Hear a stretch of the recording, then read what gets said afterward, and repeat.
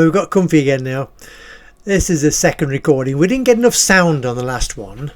The volume was too low. Now, we're redoing a story for Christmas. It's a story from 1964 in Boston, Lincolnshire. It's called, as you can see, The Car Wheels Wouldn't Go Round. There were so many cubs in the car, which there were. And so if you want to know why and what was happening and everything else, then you must watch the story. But now, this made me think again. Back in 1964, there weren't the regulations and all that kind of thing that we've got today. So we just did this sort of thing, and it was just natural to, if you wanted to get something done, you had to do it. But obviously today, there would be no chance. I mean, this would have people tearing their hair out. So if you follow the story, and I hope you enjoy it. A Christmas story, well, re-recording it. It's a story from Boston in 1964. And as I'm sat here recording this now in 2022, it's very hard to imagine that all this happened 59 years ago.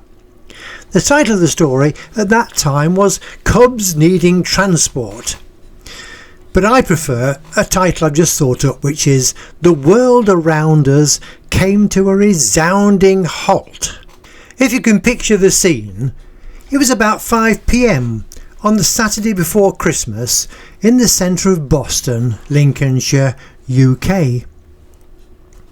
When the football team from the 1st Boston Sea Scout Cubs managed to stop the local Salvation Army band, who'd been happily playing Christmas music outside the White Hart Hotel.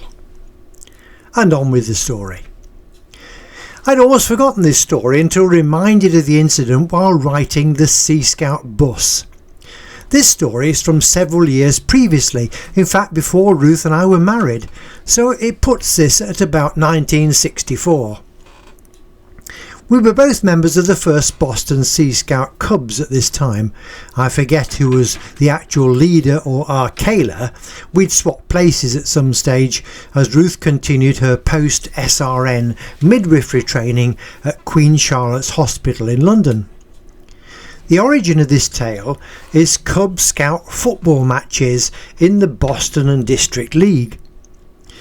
Their reason for our Cubs to be constantly losing their football matches was that they were Sea Scout Cubs and they were sticking to that. The boys were enthusiastic enough and had a good trainer in Mr. Worthington, one of the Scout parents. Perhaps they lacked the aggression or capacity to attack that the opposition seemed to constantly possess. I suppose a good illustration of typical opposition was the 4th Boston Curtain Cubs. Their long-established male leader regarded defeat of a football match as a personal failure. Fanatical would best describe his attitude, and naturally, being typical Cub-age boys, they picked up this characteristic enthusiastically. The 4th Boston Cubs never lost a match. Some of the lady leaders in the district were equally forthright and pushed their teams forward at every opportunity. On reflection, I was probably at fault here, as I've never been really enthusiastic about football. But the district cub leaders in general had formed a football league for the different units to compete in, and the boys had to be given a chance to enjoy everything available to them. The week before this memorable day, our team had been playing Wibberton Cubs. Not one of the top teams in the league, but nevertheless we lost 14-0 plus a pair of Wellingtons.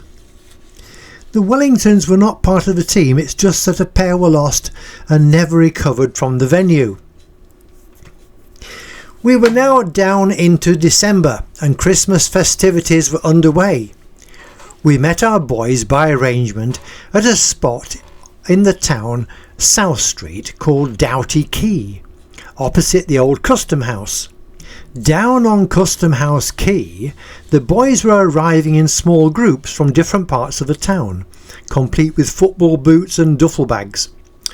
But only boys, there was no sign of parents or any other supporters with vehicles. Seatbelt regulations and their like had not even been contemplated at this period in time, or development of motor transport. I was working at the Standard in Boston and still living at home. I had an arrangement with my parents that I shared the second car. I paid part of its running costs and did all the servicing. The car of the moment was a bright red Renault Dauphine, because father had a passion for the marque and a good friend in Pete Taylor, the local Renault dealer. These remarkable little four-door cars had independent suspension, no cart springs, and the engine was in the rear.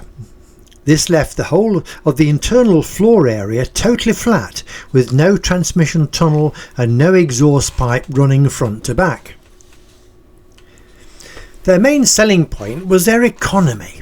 Quite capable of 50 miles per gallon, I could make my £1 fuel allocation for the week from my £4 10 shillings wages last the whole week. See, in 1964, jet petrol on Sleaford Road in Boston was 5 gallons for £1. Time was marching on, and we had to decide how to transport the team to Freeston, about 5 miles out of the town. First of all, the kit, boots and duffel bags went into the boot at the front. Then we began layering the boys in the back seat, some on the floor, some sprawled with others on top. We had a blanket, a carryover from driving older, colder cars, and this came in useful later to cover our load as we passed a row of police houses down Eastwood Road. They were not all in yet though, and there was Ruth and myself, the driver.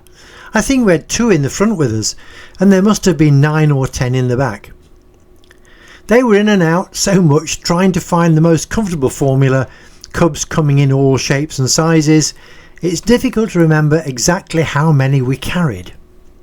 I vividly remember having to send some supporter cubs home though, as at one stage we closed the doors to see how we could manage, only to find the wheels would not go round. The suspension was nice and soft, so soft that the whole car body squashed down onto the wheels at the rear. I think we had to take 2 or 3 boys out before we could actually set off. Needless to say, the team lost this match as well. Well mudded but happy at actually being able to go and play, the boys were content. The return journey was uneventful until we parked the car in front of the Midland Bank and White Hart Hotel on the Boston Town Bridge. Most of the boys lived in the western side of the town, and this gave them access to their routes home without going over major roads.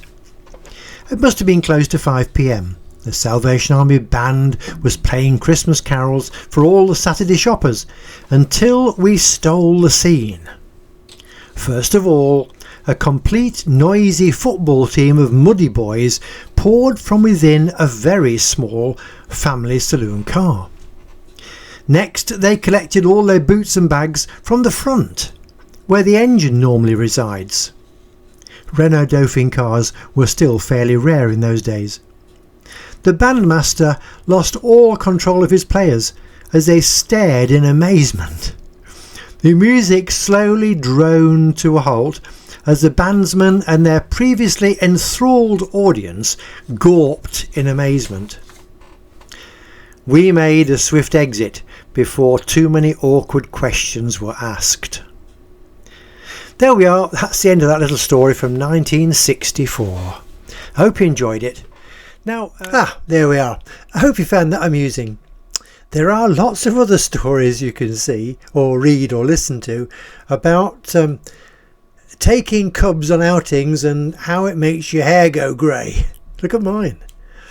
So there we are. That's another little story from Cracker Books. If you like it, ta-da, this hand.